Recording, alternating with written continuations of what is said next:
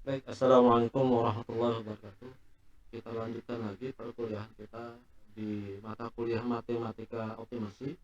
Saya akan masuk ke topik baru yang berjudul metode transportasi. Ya. Kita sering kalau di beberapa mata kuliah mendengar metode transportasi. Sebenarnya apa sih yang dimaksud dengan metode transportasi? Jadi sesuai namanya di sini kan metode transportasi, ya. Ini secara umum adalah bicara bagaimana cara kita melakukan proses optimasi dalam hal efisiensi, efisiensi dari proses pengiriman barang dari beberapa area ke beberapa area yang lain, ya. Itu yang dimaksud dengan transportasi. Misalnya saya punya 3 supplier, ya, taruhlah A, B, C, ya, supplier A, supplier B, supplier C. Di sisi lain mungkin saya punya customer di pulau pulau X, customer lagi di pulau Y, customer lagi di pulau Z yang lokasinya berbeda-beda. Kemudian pengiriman dari produk yang saya buat misalnya sama, saya bisa kirim ke Z, dari A ke Z, ke Y, ke X, atau dari B ke Z, ke Y, ke X, atau C ke Z, Y, X, bisa macam-macam, ya. Atau bisa juga kasusnya misalnya begini, saya punya 3 area pergudangan A, B, C. Kemudian ini ada area customer saya X, Y, Z. Nanti dari situ saya bisa kirim ke sini, ke sini, ke sini, ya. Nah, ya, yang dicari adalah metode, atau yang kita bahas dalam metode transportasi adalah bagaimana cara kita menentukan alokasi pengiriman barang dari masing-masing area A, B, C ke X, Y, Z ini, ya, yang paling efektif. Apakah harus semuanya dari A ke Z, lalu sebagian ke Y, atau gimana, ya. Oke, itu yang dimaksud dengan metode transportasi. Oke, akan lebih jelasnya kalau kita langsung bahas ke contoh soal saja, ya. Oke, sebelum ke sana, jadi metode ini pada prinsipnya mencari nilai optimal, ya, yang dapat diperoleh dengan memperhitungkan pemenuhan permintaan dan penawaran dengan biaya transportasi yang terendah, atau dengan menggunakan metode ini maka dapat diperoleh suatu alokasi yang dapat meminimumkan total biaya transportasi atau total waktu pengiriman. Intinya kita mau melakukan optimasi, minimalisasi dalam hal ini, ya, minimalisasi biaya pengiriman atau waktu pengiriman, ya. Oke.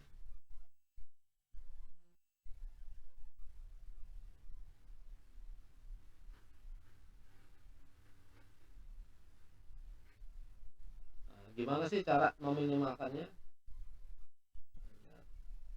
Nah, model-modelnya sendiri itu nanti ada yang model kasusnya, ya, model supply dan demandnya balance. Artinya jumlah yang diproduksi dengan jumlah total yang dibutuhkan itu sama, di balance, ya, disebut balance. Atau juga mungkin nanti kondisinya nggak balance, artinya jumlah supply dan demandnya nggak sama. Bisa jadi supply-nya kebanyakan atau lebih banyak daripada demand-nya, atau demand-nya lebih besar daripada kemampuan supply-nya. Nah, ini gimana cara mengaturnya supaya dia efisien, ya, atau nanti ada lagi model generasi. Oke.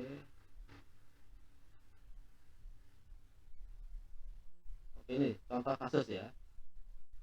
Misal, jadi kita mulai dari contoh kasus aja biar lebih enak, ya.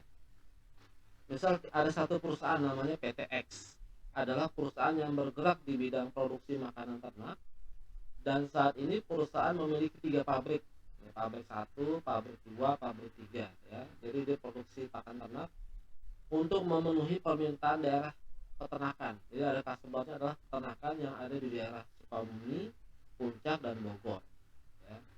Jadi ini supply-nya ada 3, kemudian dikirim kemana, ke 3 area juga, Sukabumi, Puncak, dan Bogor, ya.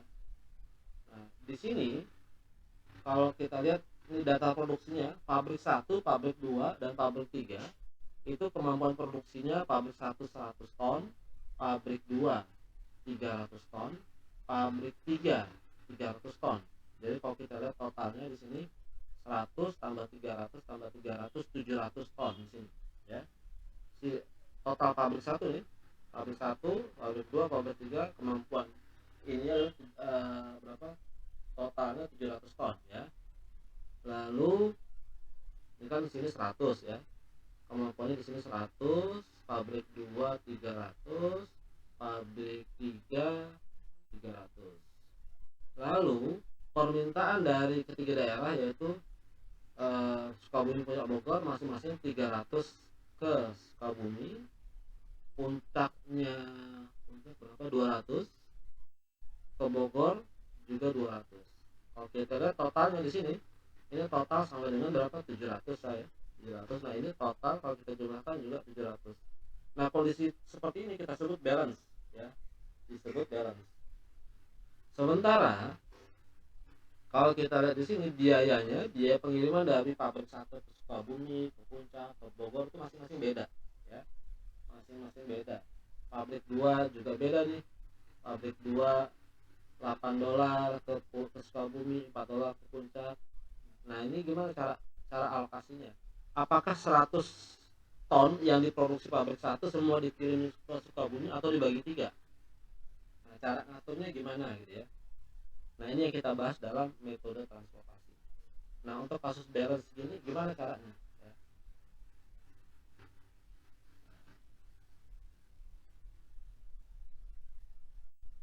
Yang pertama ada namanya metodenya NWC ya. Tadi kan kemampuan pabrik 1 100, 2 300, 300, total 700 ya balance ininya. Ini kalau kita buat tabelnya. Sementara dari Sukabumi butuh 300, Puncak 200, Bogor 200. Pakai metode NWC. NWC ini kepanjangan dari North, West, Corner, atau kalau saya pojok kanan atas. Oh, pojok kiri, sebelah kiri kalau dari Anda, kalau kita lihat di sini pojok kiri ya. Pojok kiri atas. Pojok kiri atas ya. Jadi pengertiannya apa? Pengertiannya kita mengalokasikan jumlah yang paling mungkin ya, semaksimal mungkin dari sudut kiri atas sesuai tabel. Jadi ya kayak contohnya di sini.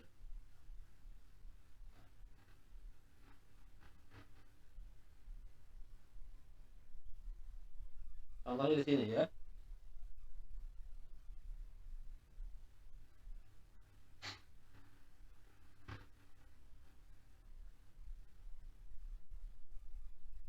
Nih. Kan pabrik 1 di sini kemampuan produksinya 100. 100 ton yang diproduksi pabrik 1, ini kemampuan supply-nya. Ini di sini kita alokasikan pojok kiri atas. Ini kalau kita lihat kotak ini nih, kotak dari sini sampai sini nih kan 1 2 3 4 5 6 7 8 9. Ada 9 kotak alokasi ya. Nah, kita pilih kotak yang paling kiri paling atas. Nah, di sini Sukabumi butuhnya berapa? Butuhnya 300. Pabrik 1 kemampuan suplainya berapa? 100. Berarti di sini kita bisa alokasikan sebesar 100 ya, 100 ton. 100 ton kita alokasikan di sini nih, 100 ton. Kalau di sini sudah dipakai 100 ton berarti tidak ada alokasi dari pabrik 1 yang dikirim ke Puncak ini 0, ke Bogor juga 0 ya. Kan totalnya 100. Oke. Nah, di tahap ini di kotak 3 kotak paling atas itu sudah teralokasi semua. 100 0 0. Nah, berikutnya pojok kiri atas lagi. Kita lihat di sini kotak ini. Kotaknya ini. Sukabumi butuhnya 300, sudah disuplai 100 oleh pabrik 1. Berarti dia masih kurang 200 ya. Masih kurang 200, apakah bisa disuplai oleh pabrik 2 semuanya 200-nya? Oh, ternyata bisa. Kenapa? Karena pabrik 2 punya kemampuan suplai 300 ya. Maka di sini settingnya 200 ton. Ya, kita setting 200 ton diambil dari Sukabumi, diambil dari pabrik 2 ya.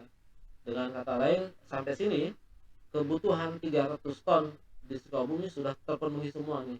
100 ton dari pabrik 1, 200 ton dari pabrik 2. Sehingga tidak ada 1 ton pun ya yang dikirim dari pabrik 3 ke Sukabumi ya. Pabrik yang di Sukabumi butuhnya hanya disuplai hanya dari 1 dan 2. Sampai sini berarti kotak ini sudah terisi, tinggal 4 kotak yang kosong. 1, 2, 3, 4. Nah, di sini kita lihat puncak butuhnya 200 ya. Kalau kita lihat puncak butuhnya 200, apakah kita bisa supply di sini 200? Nggak bisa. Kenapa?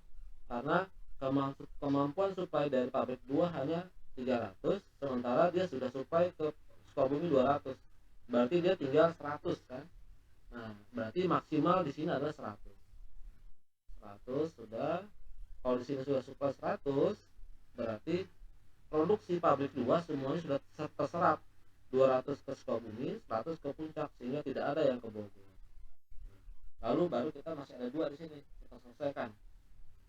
100 ton dari pabrik 2 ke puncak. Nah, di sini kita masih butuh lagi nih puncak, masih butuh 200. Diambil dari pabrik 3, 100 ton. Berarti sudah selesai kebutuhan di puncak, masih ada sisa 200. Nah, 200 tonnya dikirim ke Bogor dari pabrik 3. Nah, kalau kita lihat di sini pengaturan seperti ini ya, kita akan dapatkan bentuknya seperti ini pengalokasiannya ya. Nah, dari sini kita bisa hitung biaya yang dibutuhkan untuk alokasi seperti ini ya. Pengaturan transportasi seperti ini berapa alokasinya, ini kita tinggal hitung 100 kali 5, ini kita akan dapat 500 angkanya ya. Lalu 200 kali 8 1600, lalu 100 kali 4 400, lalu ini kosong, 100 kali 7 700, lalu 200 kali 5 1000. Kalau kita total, maka kita akan dapatkan 0 0 5 1 10 15 22 1 1 2, jadi 4. Nah, jadi pengaturan seperti ini untuk satu siklusnya menghabiskan biaya 4.200 dolar gitu ya, untuk memenuhi. Kalau ini misalnya kebutuhan 1 bulan, maka akan dikeluarkan biaya sebesar ini untuk mengirimkan barang dari pabrik 1, 2, 3 ke Sukabumi, puncak, dan inilah yang dimaksud dengan metode northwest corner ya. Jadi pojok kiri atas yang dialokasikan terlebih dahulu. Atau biar lebih jelas kita lihat di Excel kali ya, di Excel ini soal yang ini kita pindahkan di Excel.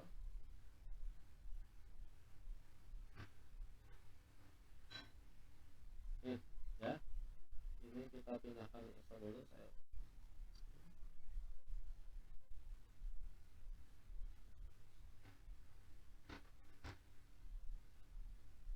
Kita lihat di Excel bagaimana.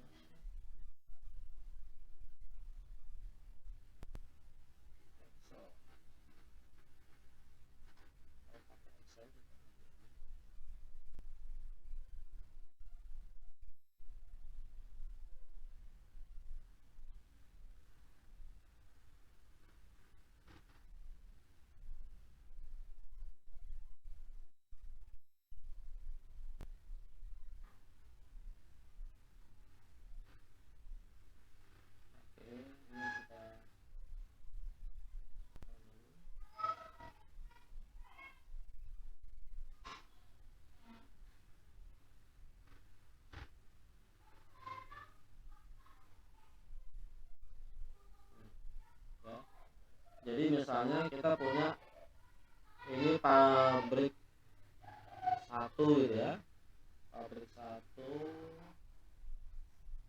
lalu di sini ada Sukabumi, puncak, lalu Bogor.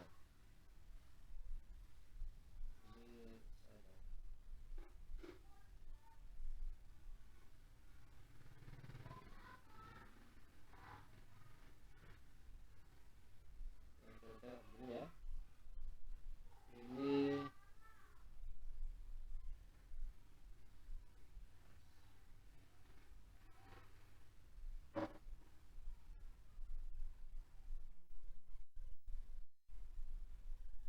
pabrik kemampuan suplai pabrik 1 tadi kan di sini 100 ya, 100 ton.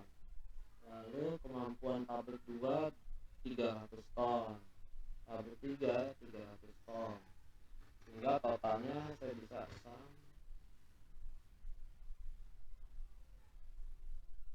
ini ya. Ini kemampuan suplainya, supply. Sementara demandnya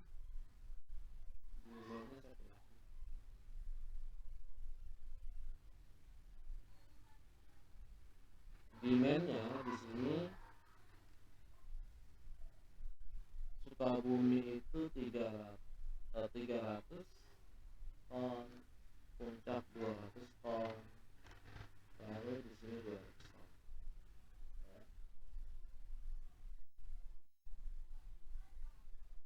Nah kalau kita lihat di sini jumlah sama nih, 3 tambah 200 tambah 200 sampai 700, ini ya sama jumlah 700. Ini kita bicara supply dan demandnya dulu ya. Lalu biayanya sendiri, kalau di biaya saya kasih warna merah, biaya saya kasih warna merah.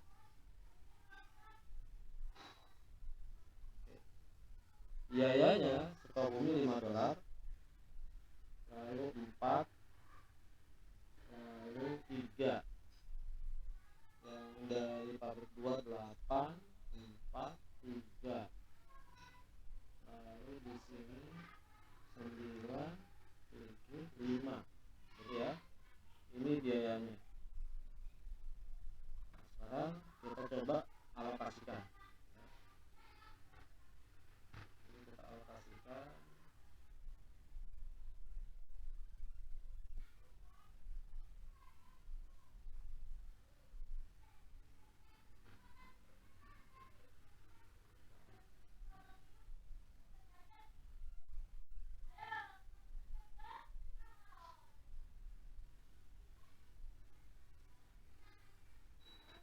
Oke.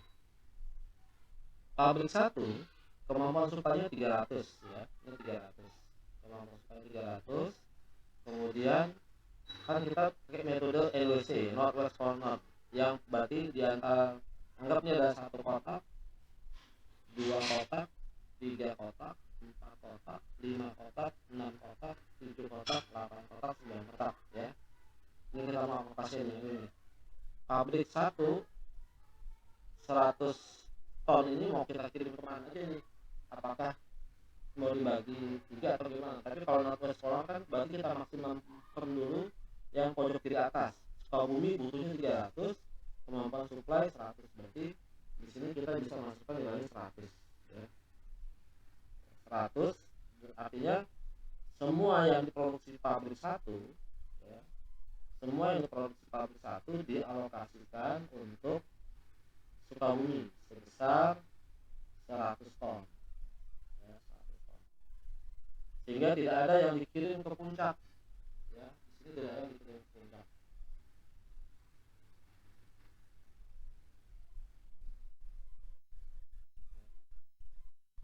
Ini 0 ya. Lalu pabrik 2, dari pabrik 2 oke, ini sudah, berarti kita masih ada 6 kotak ya. Sekarang yang ini pojok kiri atasnya butuhnya Sukabumi sekarang butuhnya tinggal 200, sekarang sudah ada 100 dari pabrik 1, tinggal 200. Apakah pabrik 2 bisa mensuplai? Bisa, karena dia bisa 300, maka di sini 200. Sehingga di sini si pabrik 2 masih sisa alokasi 100 ya. Sementara kebutuhan Sukabumi sudah terpenuhi semua 100%. Sehingga nggak perlu lagi ada pabrik 3 yang dikirim ke Sukabumi, sehingga di sini 0 ya. Jadi sekarang kita masih ada 4 nih. 1, 2, 3, 4. Oke, kita lihat di sini pojok kiri atas yang ini, berarti kita maksimalkan dulu nih.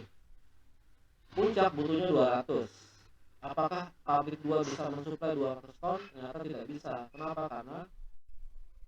Karena alokasinya hanya tinggal 100. Maka kita buat di sini 100. Tinggal 100. Maka di sini 0 ya.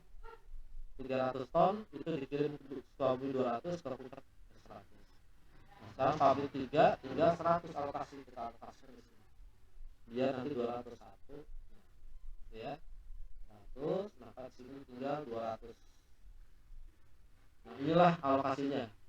Dari pabrik 1 100% dikirim ke Sukabumi, pabrik 2 200 ton dikirim ke Sukabumi, 100 ton dikirim ke Puncak, dari pabrik 3 100 ton dikirim ke Puncak, 200 dikirim ke Bogor. Sehingga biayanya kita bisa lihat, biayanya adalah ini total yang merah kan biaya ya, dikali jumlah tonnya, itu kan biaya per ton ya, ditambah yang ada alokasinya ya, 8 dikali 200, tambah lagi yang ada alokasinya 4 dikali, tambah lagi 7 kali, tambah lagi 5 kali 2, hasilnya